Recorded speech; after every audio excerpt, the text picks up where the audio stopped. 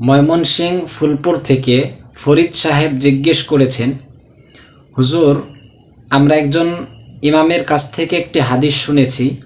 তিনি বলেছেন, যদি কোনো ব্যক্তি রসুলের শানে একবার দরুদ পাঠ করে তাহলে আল্লাহ তাআলা তার প্রতি 10টা রহমত নাজিল করেন, 10টি গুনাহ মাফ করেন এবং 10টি মর্যাদা বুলন্দ করেন। এই হাদিসটি সঠিক কিনা জানালে উপকৃত হতাম। মাশাআল্লাহ ভাই, অনেক সুন্দর একটি প্রশ্ন করেছেন। হামিদাও ওয়া মুসাল্লিয়াও ওয়া মুসাল্লিমা আম্মা বাদ। ভাইয়ের প্রশ্নের উত্তর হলো, জি হ্যাঁ, আপনি যে হাদিসটি শুনেছেন এটি সঠিক এবং সহি।